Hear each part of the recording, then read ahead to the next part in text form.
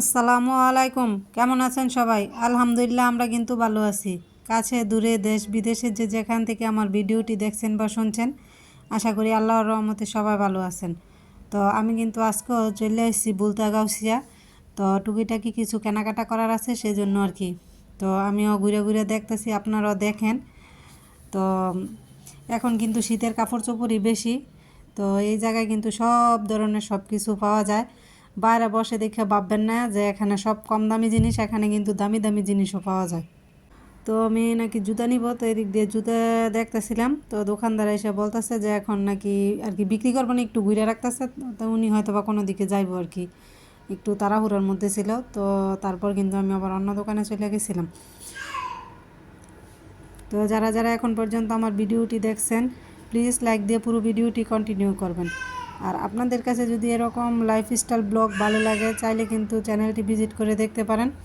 Subscribe করে রাখবেন, notification on করে রাখবেন, যাতে ভিডিও ছাড়ার সাথে সাথে আপনাদের কাছে পৌঁছে যায় এবং মূল্যবান সময় বের করে দেখে নিতে পারেন। আর এই যে এদিক দিয়ে দেখেন রামবুটাম ফল। তো জিজ্ঞেস করছিলাম কত কেজি, উনি 1400 টাকা কেজি বলছে। তো বললাম যে কিছু কম রাখা যায় কিনা, কয় 50 টাকা কম দিয়েন।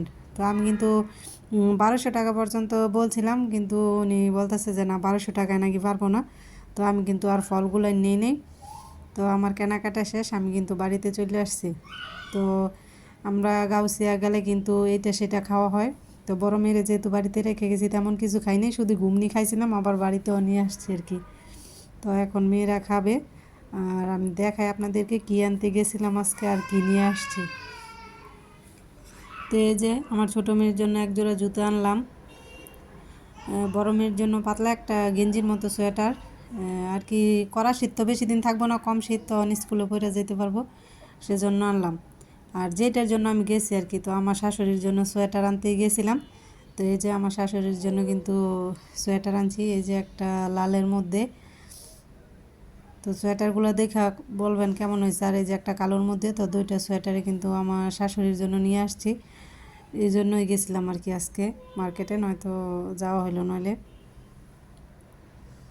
তো কেমন হয়েছে জানেন।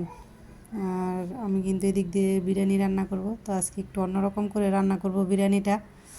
তো তেল দিয়ে প্রথমে কিন্তু আমি মাংস দিয়ে দিলাম। তো মাংসগুলো ভালোভাবে আর কি একটু বাজিয়ে নেওয়ার পর আর কি এটাতেই সব মশলা দিয়ে কষাই নেব।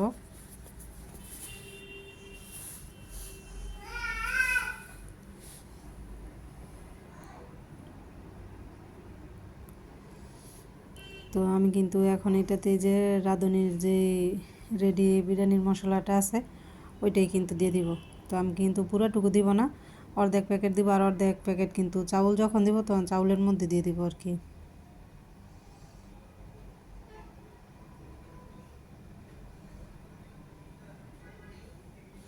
তো পরিমাণ মতো আদা রসুন দিয়ে দিতেছি। তো পেঁয়াজ কুচিটা কিন্তু একটু পর দিব।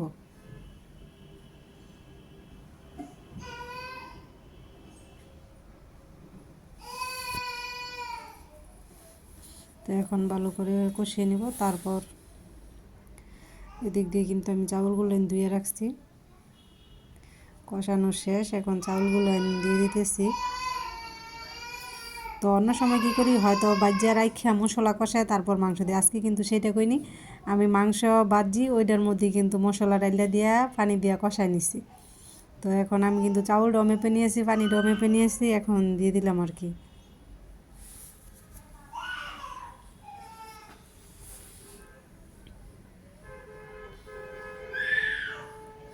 তো কিছু কাঁচামরিচের ফাঁকি দিয়ে দিলাম, সরি কাঁচামরিচের ফাঁকি না, আস্ত কাঁচামরিচটাই দিয়ে দিলাম আর কি। আর এদিক দিয়ে বিরিয়ানির যে মশলাটুকু ছিল ওইটুকু দিয়ে দিলাম। আমার কথাতে হয়তো অনেক ভুল ত্রুটি থাকে, সবাই একটু ক্ষমা সুন্দর দৃষ্টিতে দেখবেন। আর যারা নতুন প্লিজ তোমরা আমার চ্যানেলটা সাবস্ক্রাইব করে নাও।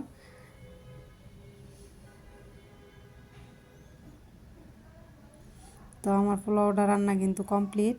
তো এদিক দিয়ে আরেকটু কাজ বাকি আছে, এর মধ্যে কিন্তু আমি ডিম সিদ্ধ করে নিছি, আজকে বিরিয়ানিতে ডিমও দিব।